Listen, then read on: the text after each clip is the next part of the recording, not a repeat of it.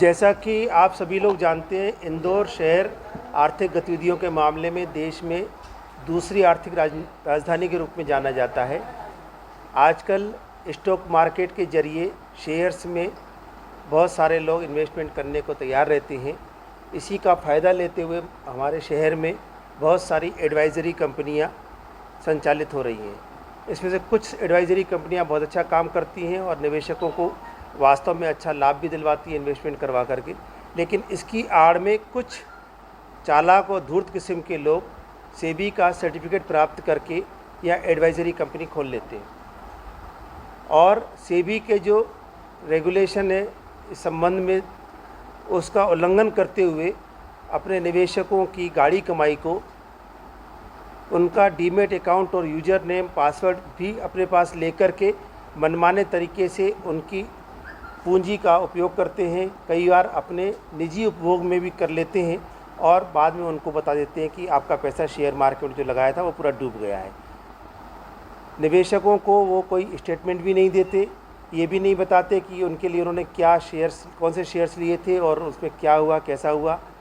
कोई उनको डिस्क्लोज़ नहीं करते किसी भी तरीके की इन्फॉर्मेशन, जो कि सेबी के नियमों का स्पष्ट रूप से उल्लंघन है।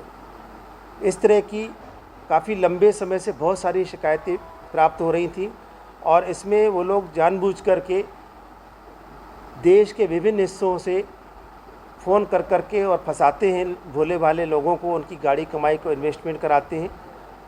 इसमें मुख्यतः चंडीगढ़, पंजाब, शिमला, बेंगलोर, पूना, इस तरह से वो फंसाते हैं जिससे कि वो इंदौर से दूर हों, ताकि वो उनके विरुद्ध कार्रवाई करने के लिए ज़्यादा कुछ करने में सक्षम भी ना रहें।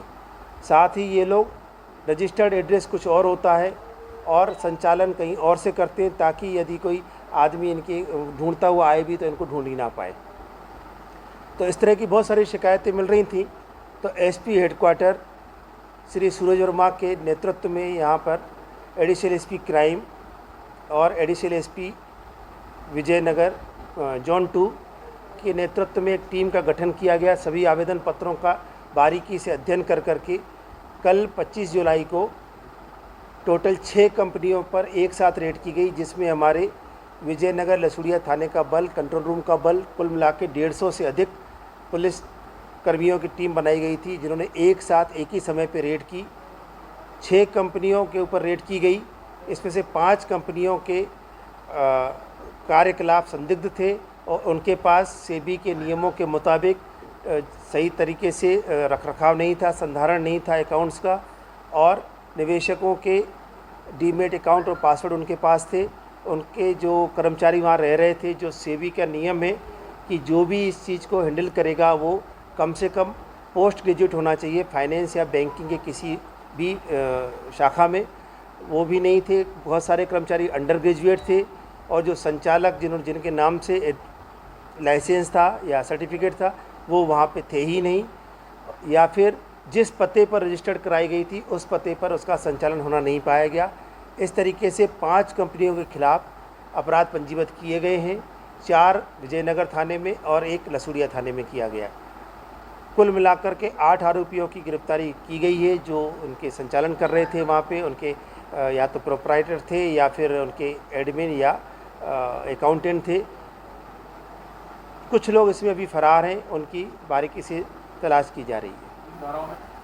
इसमें मूलतः जो धारा है वो 420 ही है, इसके अलावा 406 भी है और हमारे मध्य प्रदेश का एक एक्ट है, मध्य प्रदेश के निक्षेपकों के हितों के संरक्षण अधिनियम, इसमें धारा 6(1) के अधीन भी चार्ज किया गया।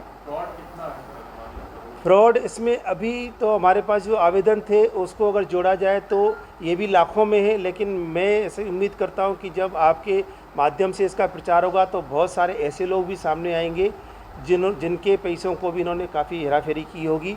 तो ये अगर करोड़ों में चला जाए तो कोई आश्चर्य नहीं होना चाहिए। इस तरह के लंबित मामले पहले भी इस तरह की शिकायत आई होगी विभाग के पास, जो अभी तक काम नहीं हो पाया। नहीं, ये चीज़ तो ऐसी है कि जैसे हमारे पास ये शिकायतें मिली इन कंपनियों के बारे में सेबी से जानकारी प्राप्त की गई। सेबी से जो जानकारी मिली उसके बाद इनके यहाँ रेड करके और देखा गया तो ये स्पष्ट रूप से सेबी के निर्देशों का, नियमों का उल्लंघन करते हुए पाए गए, इसीलिए इनके खिलाफ मुकदमा कायम किया गया है।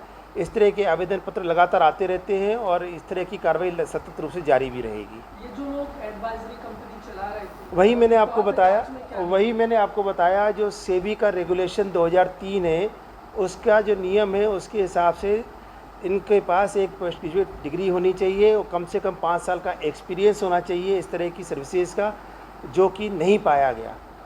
सर जो लोग कंपनी बनाते हैं, जो लोग चला रहे हैं इंदौर को, इंदौर के या बाहर के है भी कोई क्रिमिनल रिकॉर्ड रहा है या पढ़े लिखे हैं? ये सब चीज़ें अब आगे इन्वेस्टिगेशन में पता चलेंगी, अभी से इतना सब पता नहीं है। और ये जिसमें जो संचालक है वो मूलतः इंदौर के ही रहने वाले हैं या फिर उनके इंदौर के ही एड्रेस है। ये बड़ा गिरोह और अन्य शहरों में भी संचालित हो रहा होगा तो उनके खिलाफ भी जरूर कार्रवाई की जाएगी। थाने में इंफॉर्मेशन देने का कोई नियम नहीं होता है, ये सेबी से लाइसेंस लेके काम करते हैं और सेबी के ही निर्देशों के अधीन काम करते हैं। जैसे कि किराएदार का देना पड़ता है, तो क्या किराएदार ये सब चीज़ें हम इन्वेस्टिगेशन में शामिल कर लेंगे, अगर इसमें भी उल्लंघन हुआ होगा तो इनके खिलाफ वो वाली कार्रवाई भी की जाएगी। लोकल पुलिस क्यों नहीं कार्रवाई करती है, क्योंकि उनके थाना क्षेत्र में संचालित होती रहती है? लोकल पुलिस के द्वारा ही कार्रवाई की गई है, क्योंकि हमारी अपराध शाखा को ये काम श्रीमान पुलिस महानिरीक्षक महोदय द्वारा स्पेशली नोडल अधिकारी बना के दिया गया है। तो उन्होंने सभी आवेदन पत्रों का ठीक से बारीकी से अध्ययन करके एनालिसिस कर करके सेबी से पत्राचार करने के बाद कार्रवाई की गई है।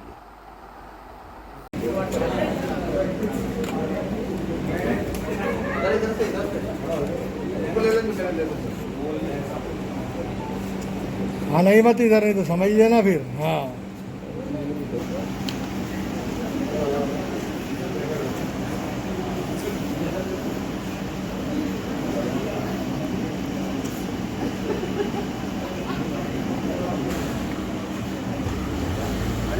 स्माइल लो, हटो।